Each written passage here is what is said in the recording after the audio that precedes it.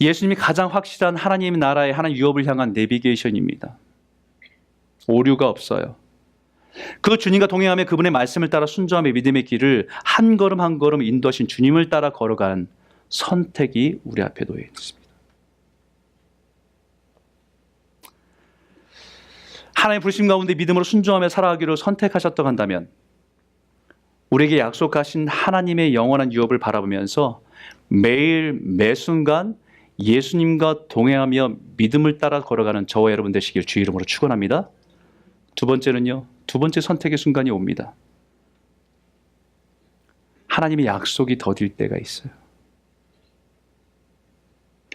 하나님의 자녀가 되어서 하나님의 백성으로 살겠습니다. 하나님의 영원한 유업을 바라보면서 믿음으로 살겠습니다라고 결정했는데, 그리고 우리에게 주신 약속이 있어서 그걸 가지고 살아가는데 그 약속이 더딜 때가 있다는 거예요.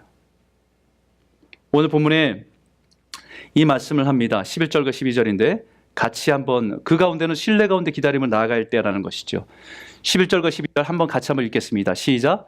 믿음으로 사라 자신도 나이가 많아 단산하였으나 잉태할 수 있는 힘을 얻었으니 이는 약속하신 이를 미쁘신 줄 알았습니다.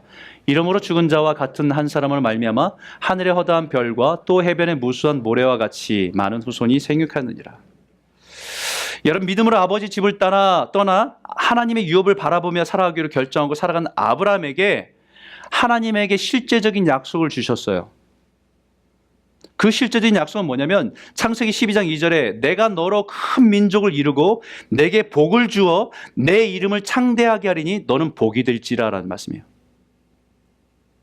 네가 하나님의 유업을 가지고 유업을 바라보며 산다고 한다면 내가 너를 축복해서 네가 이 땅에 복의 통로가 되게 하겠다라는 얘기예요. 뿐만 아니라 약속한 것이 뭐냐면 너의 자손을 통해서 민족을 이루고 너의 자손을 통해서 하나님의 민족을 이뤄서 하나님의 뜻을 이루도록 너를 사용하겠다라고 약속해 주신 거예요. 그 약속을 받을 때가 아브라함 75세입니다. 사라 나이 65세예요. 이때까지 자녀가 없습니다. 인간적으로 이미 자녀를 낳는 것을 포기했어도 이미 오래전에 포기했을 나이입니다. 그런 부부에게 내 자녀로 말미암아 큰 민족을 이루게 될 것이다. 그것도 한두 명이 아니라 하늘의 별과 같이 바다의 모래와 같이 큰 민족을 이루게 하실 것이다라는 약속을, 후손을 허락하실 것을 약속을 하셨어요. 수십 년간 불임으로 인해서 낙심도 하고 절망했던 노부부에게 이제는 완전히 포기하고 자식이 없는 것에 대해서 자신의 운명이라고 받아들여야 할 그 시점에 있는 그 노부부들에게 이런 약속을 하나님 하셨을 때 그들의 감정이 어땠을까?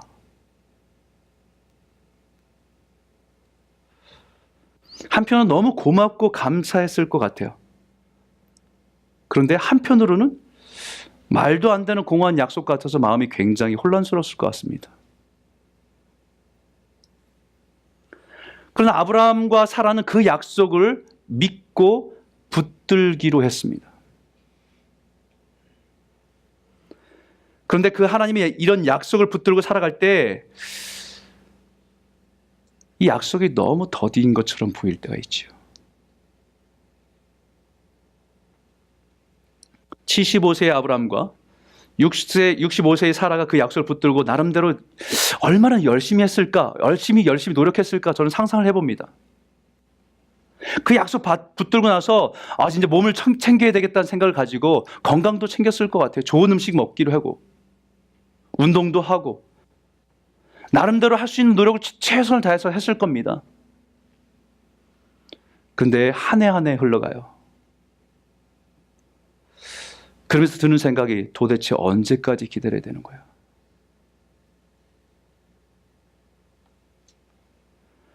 나이는 점점 들어가지요. 체력은 점점 떨어지죠. 도대체 언제까지 하나님의 약속을 기다려야 됩니까?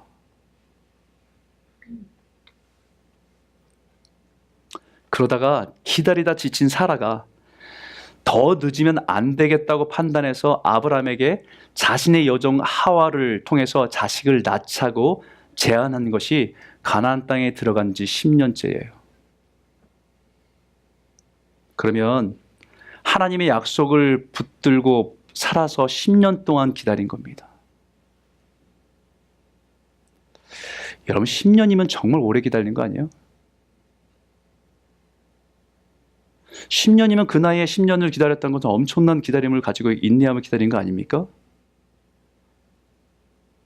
자신이 여성으로서 아이를 낳을 수 있는 건강, 아브라함이 아이를 낳을 수 있는 건강의 한계에 이르렀다고 판단한 시간이 10년입니다. 이제는 더 불가능해. 더 늦기 전에 이 방법으로라도 아이를 낳아야 되겠다.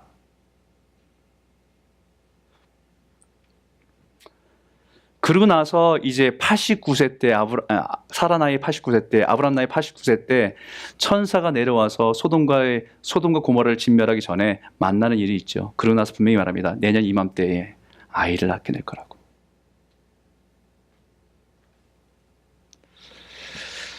그리고 성경에 뭐라고 얘기하지요? 믿음으로 사라 자신도 나이가 많아 단산하였으나 잉태할 수 있는 힘을 얻었으니. 여러분 여기 나이가 많아 단산하였으나는 상황입니다. 그런데 잉태할 수 있는 힘을 얻은 것은 하나님이 공급하신 힘이에요.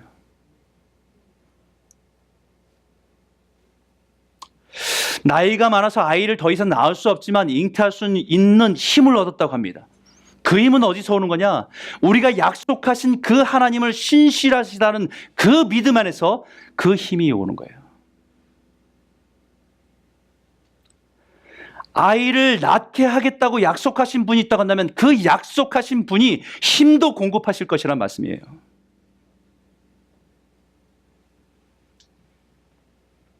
하나님이 우리가 하나님의 백성으로서 하나님의 자녀로서 하나님의 사람으로서 이 땅의 축복의 통로로서 우리들을 사용하실 것이라는 약속을 여러분 가운데 하셨다고 한다면 그 약속하신 분이 그 일을 할 수 있도록 힘을 주시는 분이래요.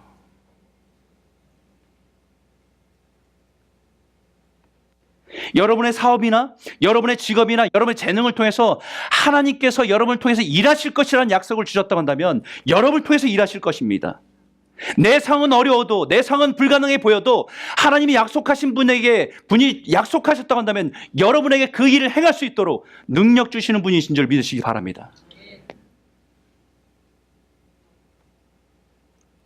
그러나 우리는 그 약속이 우리 생각하는 환경에서 내가 생각하지 못한 환경을 접하거나 아니 내 뜻대로 풀리지 않거나 여러 가지 어려운 상황을 만나면 우리는 그 약속을 포기하고 어디로 돌아가요? 다시 세상의 방식으로 돌아가요.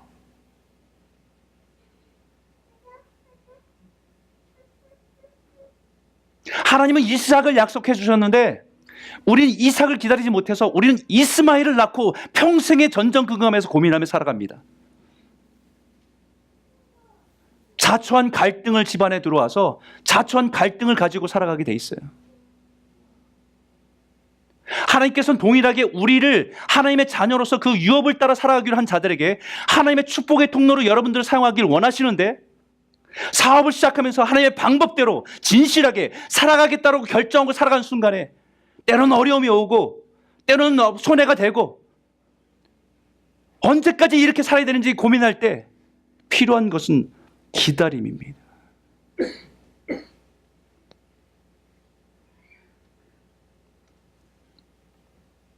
많은 사람들이 이삭을 못 기다리고 이스마엘을 끌어안고 전전긍긍해서 고통 가운데 살아가고 있다는 거예요.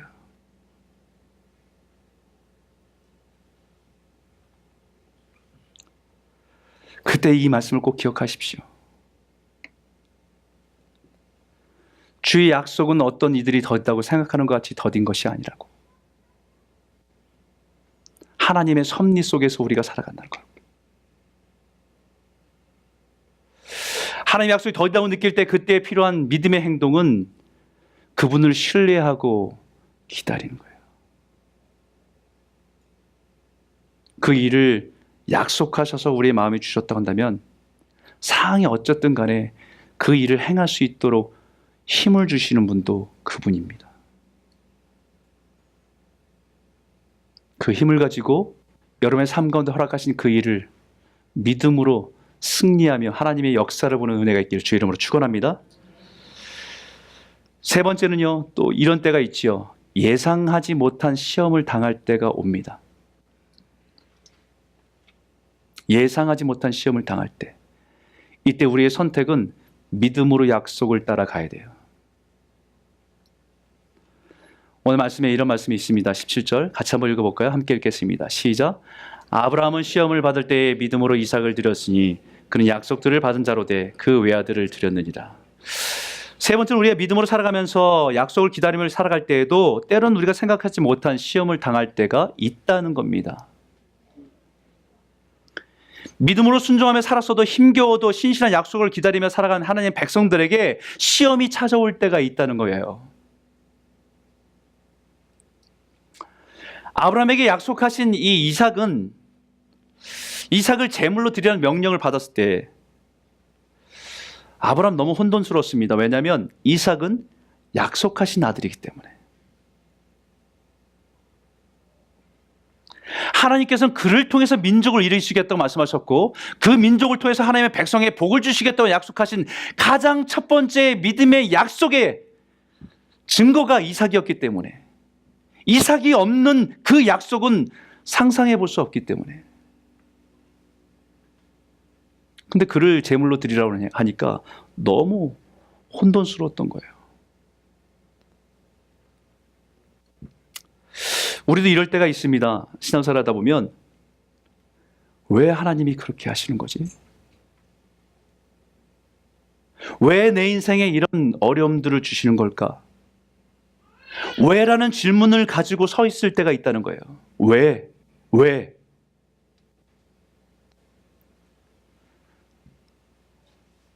이 일을 통해서 내 상식적으로 하나님께서 어떻게 역사하실지 사실은 모르겠습니다.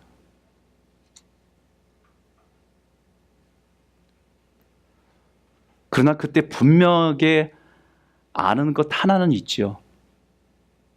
하나님의 어떤 분이시라는 것.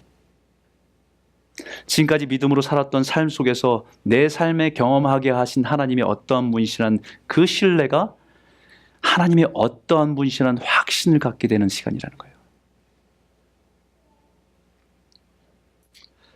왜 그렇게 인도하시는지, 앞으로 어떻게 역사하실지 모르지만 분명한 것은 하나님은 신실하시고 나를 실망시키는 분이 아니라는 사실. 그거 믿고 그 모든 시험을 대하는 거예요.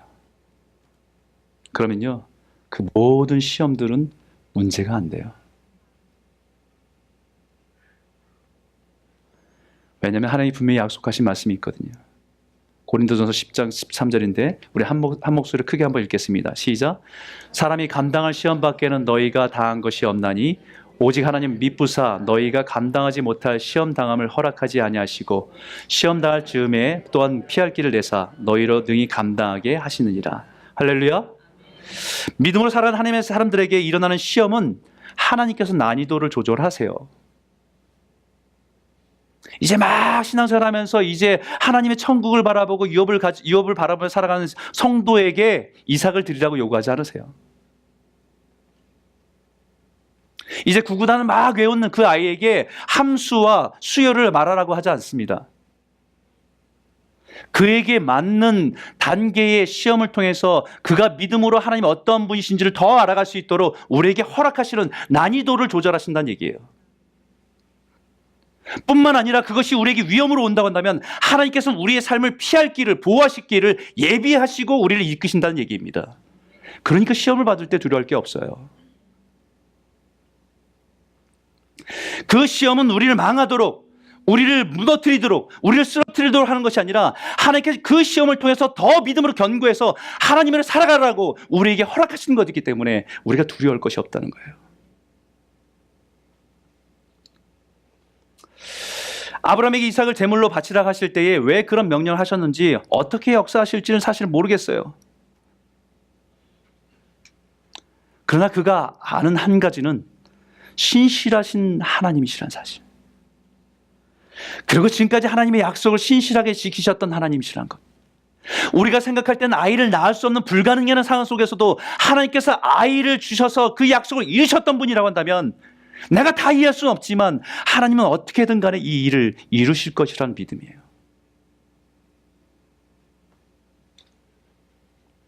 그 두 가지 확신이 아브라함에게 자리 잡게 하는 믿음의 확신을 갖게 된 결정이 있습니다. 그게 뭐냐면 이 말씀이에요. 19절인데 같이 한번 읽겠습니다. 시작.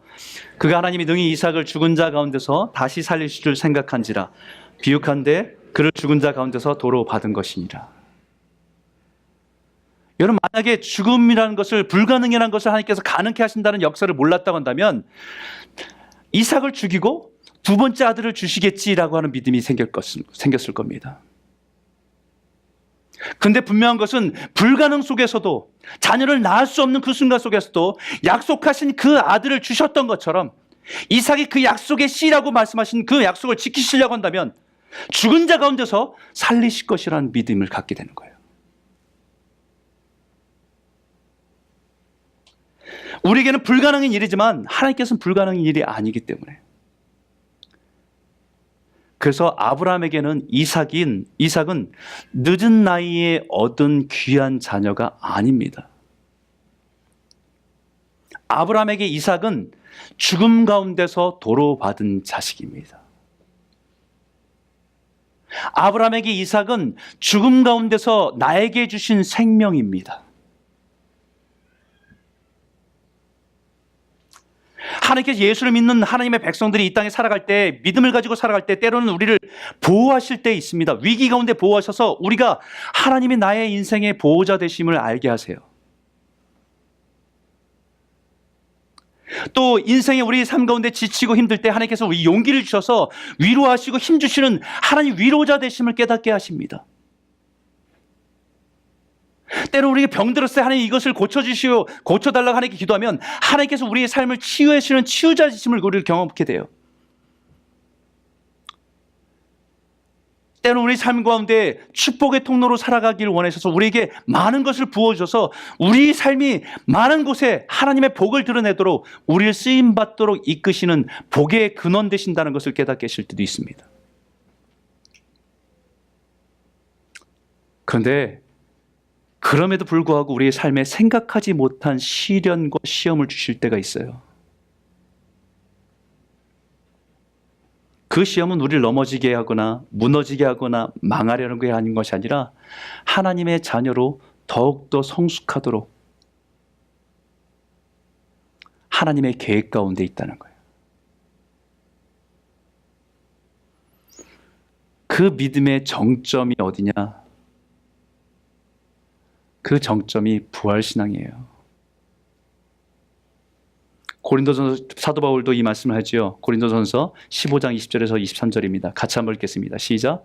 그러나 이제 그리스도께서 죽은 자 가운데서 다시 살아나사 잠자는 자들의 첫 열매가 되셨도다.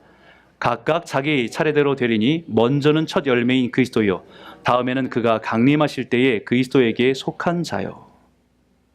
여러분, 우리가 경험하는 하나님이 나의 보호자 되심을 아는 것도 중요하고요, 하나님 내 인생의 목자 되심을 경험하는 것도 중요하고, 내 인생에 공부할 때 내 인생의 공급자임을 경험하는 것도 중요한데, 그 신앙의 경험들이 궁극적으로 어디까지 가냐면요, 주님은 부활의 주님이라는 거예요.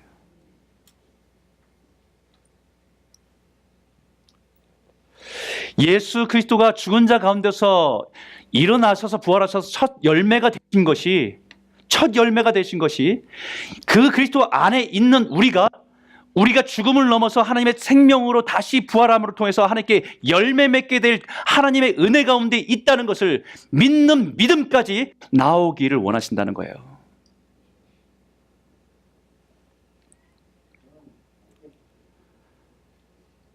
여러분, 이 부활의 소망이 있으면 무엇이 두렵겠어요? 가난인들 두렵겠습니까? 아니면 실패가 두렵겠습니까? 질병이 두렵겠습니까? 아니면 죽음인들 두렵겠어요?